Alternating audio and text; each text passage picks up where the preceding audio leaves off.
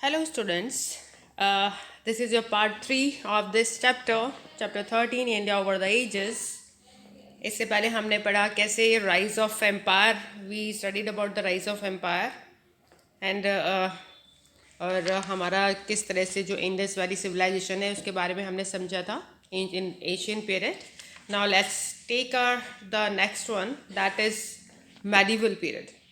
अब हम इस चैप्टर में इस सेक्शन में हम पढ़ेंगे about medieval period. Right, so let's take our topic.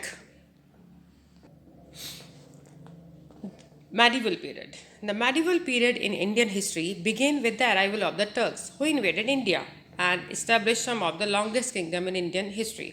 अब जो medieval period है यानी उसको हम कहते हैं मध्यकालीन युग, जिसमें कि आप देखेंगे period in Indian history began with the arrival of the Turks, और जिसमें कि जो टर्क्स वगैरह हैं वो अराइव करके मतलब वो आए थे, उनके बाद ये हमारे इंडियन हिस्ट्री में मेडिवल पीरियड शुरू हो गया था. यस बेटा, तो Turks who invaded India in and establish some of the longest kingdom.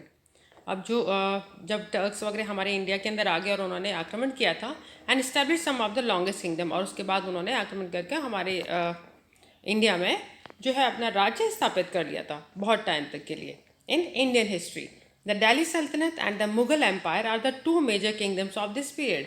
अब जो दिल्ली सल्तनत थे और जो मुगल एम्पायर है they are the two major kingdoms of this period. ये मेजर इनका बहुत बड़ा राज्य रहा है इस पीरियड के अंदर. 5 powerful dynasties that ruled Delhi are together referred to as Delhi Sultanate. अब जो 5 प्रमुख डायनेस्टीज थी जो जिन्होंने कि रूल किया था दिल्ली पर एक साथ, that were refer to as Delhi Sultanate, जिनको कि दिल्ली सल्तनत के नाम से भी जाना जाता है.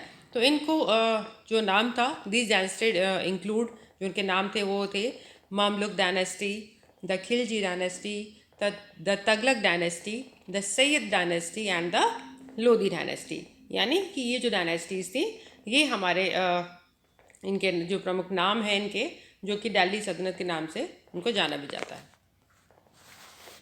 द मुगल एम्पायर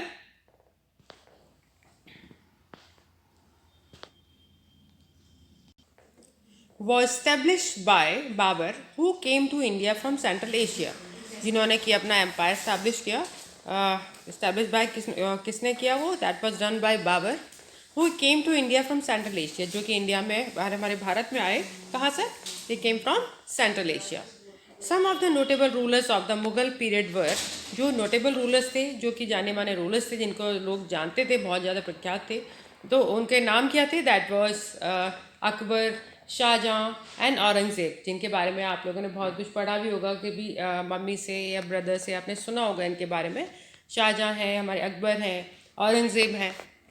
तो इनका बहुत ज़्यादा नाम रहा है, जो इसलिए ये लोग बहुत ज़्यादा एक मशहूर लोग थे, जिनका रूलर्स थे जिन्होंने मुग़ल पीरियड के, तो इनको हर कोई बहुत अच्छे से जानता है.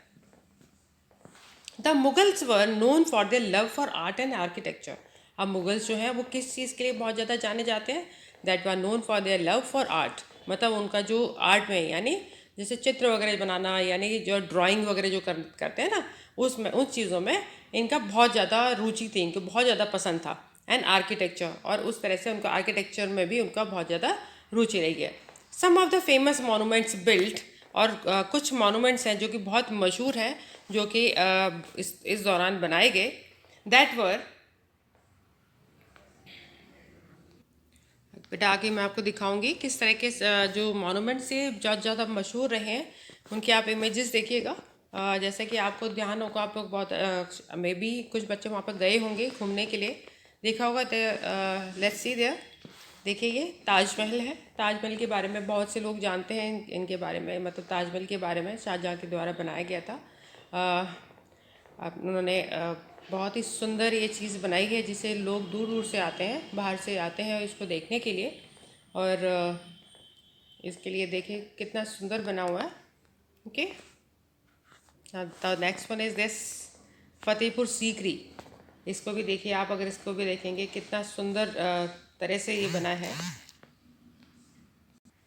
सो इन चीज़ों से बेटा पता चलता है कि वो लोगों को उस टाइम पे जो एम्प्रेस थे उन्हें कितना इन चीज़ों से लगाव था, बहुत ज़्यादा इनको, जिससे कि उन्होंने इस तरह की चीज़ें बिल्ट की, बनाई उस दौरान। कितना सुंदर तरीके से इन्होंने बनाया हुआ है ये। During the Mughal period are the Taj Mahal, the Red Fort, the Shalimar Gardens, the Jama Masjid, Fatehpur Sikri and the Buland Darwaza। अब देखिए ये भी कुछ है नाम, जो कि ताज महल हो गया, रेड फोर्ट है, शालीमार गार्डन्स है, जामा मस्जिद है, फतेहपुर सीकरी है एंड द बुलंद दरवाज़ा। ये सब भी मशहूर जगह हैं जहाँ पर लोग जाना पसंद करते हैं और जो इनके द्वारा बनाए गए थे। In the south the Vijayanagar empire was most powerful. अब साउथ में अगर आप जाएँ तो ये जो विजयनगर एम्पायर है ये बहुत ही पावरफुल है। Krishnadevaraya was the most remarkable ruler of this empire. और जो कृष्णदेव आर्य हैं वो बहुत ही मशहूर यानी रिमार्केबल एम्पायर है, मतलब रूलर रहे हैं इस एम्पायर के। तो उनको बहुत अच्छे तरह से यहाँ पे जाना जाता है। Several monuments near Hampi Karnataka were build during the Vijayanagar empire. यानी कि उस दौरान कुछ ऐसे मॉन्यूमेंट्स थे जैसे near Hampi near Hampi Karnataka were build during the Vijayanagar empire. यानी कर्नाटका में एक जगह है वहाँ पे हम्पी के नाम से बना हुआ है एक, that was done during the, जब विजयनगर का जो एम्पायर था, मतलब राज्य था, उस दौरान ये बनाया गया था। And serve as an important source of information, और जिससे कि हमें बहुत ही important source of information about the empire इससे हमें मिलती है एमपी से। इफ़ यू कभी आप गए हों वहाँ पे तो देखा होगा आपने। It was nice, it was built very nicely। तो बेटा this section is completed here. Now let's see you in the next section. Bye bye and take care.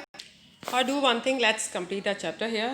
छोटा सा रह गया है, इसको भी ख़त्म कर देते हैं बेटा। Let's take the modern period. Modern period, अब ये देखिए इसके अंदर क्या है। The modern period was marked by the coming of the British to India. Modern period के दौरान जो ब्रिटिशर्स थे वो हमारे इंडिया में आए थे, तो तब से जो है मॉडर्न पीरियड हमारा स्टार्ट हो गया। Okay, see here the British began their journey in India as a small trading company known as the East India company. जो ब्रिटिशर्स थे उन्होंने अपना जो जर्नी स्टार्ट की, उन्होंने जो सफ़र एक तरह से इंडिया के अंदर जो स्टार्ट हुआ, that was done by small trading company. उन्होंने एक छोटी ट्रेडिंग कंपनी थी जिसका नाम था ईस्ट इंडिया कंपनी, उसको स्थापित किया हमारे इंडिया के अंदर। Which eventually took control of the India, जो कि बाद में अगर देखा जाए तो उन्होंने पूरा हमारे जो इंडिया थी उस हमारी कंट्री पे पूरा कंट्रोल स्थापित कर लिया था। The British rule India for 200 years. जो ब्रिटिशर्स थे उन्होंने हमारे इंडिया पर 200 साल तक राज किया। Admirable leaders like Mahatma Gandhi, Jawaharlal Nehru, Netaji Subhash Chandra Bose, Bal Gangadhar Tilak and many other fought hard to get India its independence from the British. और जो उनके 200 साल राज करने के बाद भी अब इससे कैसे हम लोग आज आज़ादी से रह रहे हैं, उसके पीछे जो है बहुत से हमारे एडमायरेबल रूलर्स थे, जैसे महात्मा गांधी जी हैं, जवाहरलाल नेहरू जी हैं, नेताजी सुभाष चंद्र बोस हैं, बाल गंगाधर तिलक है, और बहुत से ऐसे थे जो उन्होंने कि हमें आज़ादी दिलाने के लिए, हमारे इंडिया को आज़ादी दिलाने के लिए उन्होंने ब्रिटिशर्स से फाइट किया। We will study about the modern period in detail in the subsequent chapters. हम इस चैप्टर्स में यानी कि हमारे जो ये जो मॉडर्न पीरियड है इसको हम और डिटेल में अपने बाद में नेक्स्ट हमारे जो क्लासेस होंगे इसमें हम पढ़ेंगे पूरा इसके बारे में। सो The British built many historical monuments in India. Some of them are the Victorian Memorial, जिसके अंदर से जो ब्रिटिशर्स हैं उन्होंने उस दौरान पे बहुत सारे इस तरह के मॉन्यूमेंट्स भी हमारे इंडिया के अंदर बनाए थे। उसमें से जैसे हमारा विक्टोरिया मेमोरियल है, द गेटवे ऑफ इंडिया है, फोर्ट सेंट जॉर्ज है, द छत्रपति शिवाजी टर्मिनस है, and the monuments that surrounded Lutyens like India Gate and Rashtrapati Bhavan. ये सब जो चीज़ें हैं उस दौरान ब्रिटिशर्स के दौरान ही ये इस तरह के हिस्टोरिकल मॉन्यूमेंट्स बने, जो कि आज भी हम लोग उनको देखते हैं। It was very beautifully made, which is made by the Britishers. See this Chhatrapati Shivaji terminus कितना सुंदर बनाया हुआ है। It's build at that time. Here the Victoria Memorial, जिसके बारे में बहुत ही मशहूर है, लोग इसको भी बहुत दूर दूर से देखने के लिए आते हैं। So beta, this chapter is now complete here.